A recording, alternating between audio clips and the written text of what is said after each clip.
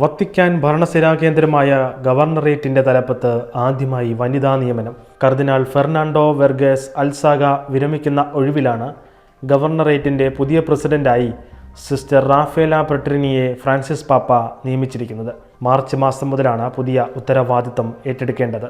വത്തിക്കാനിൽ ഭരണകേന്ദ്രങ്ങളിൽ വനിതകൾക്ക് കൂടുതൽ പ്രാതിനിധ്യം നൽകുന്ന നിരവധി നിയമനങ്ങൾ പാപ്പ ഇതിനോടകം നടത്തിയിരുന്നു. ചരിത്രത്തിലാദ്യമായി റോമൻ കുരിയയുടെ ഭാഗമായ സമർപ്പിത സമൂഹങ്ങൾക്ക് വേണ്ടിയുള്ള വത്തിക്കാൻ ഡിക്കാസ്ട്രിയുടെ പ്രീഫെക്റ്റായി ഇറ്റാലിയൻ സ്വദേശിനിയായ സിസ്റ്റർ സിമോണ ബ്രാംബിലിയെ ഫ്രാൻസിസ് പാപ്പ നിയമിച്ചത് ജനുവരി ആദ്യവാരത്തിലാണ്. 1969 ജനുവരി 15 റോമിലാണ് സിസ്റ്റർ റാഫേല പെട്രിനിയുടെ ജനനം. ഫ്രാൻസിസ്കൻ സിസ്റ്റേഴ്സ് ഓഫ് ദി യുക്കാരിസ്റ്റിക് എന്ന സന്യാസ സമൂഹാംഗമാണ്.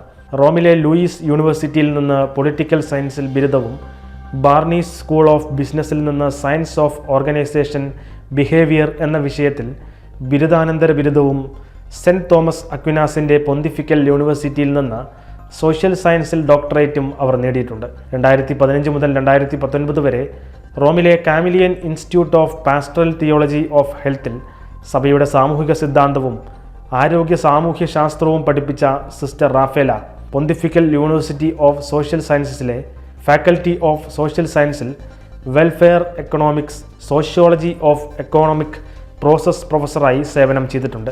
ഇതോടൊപ്പം വത്തിക്കാൻ മ്യൂസിയങ്ങൾ, പോസ്റ്റ് ഓഫീസ്, പോലീസ് എന്നിവയുടെ ചുമതലയും വഹിച്ചു. 2021 മുതൽ വത്തിക്കാൻ സിറ്റി സ്റ്റേറ്റ് ഗവർണറേറ്റിൻ്റെ സെക്രട്ടറി ജനറലായി സേവനം ചെയ്തു വരികയായിരുന്നു സിസ്റ്റർ റാഫേല പെട്രിനി.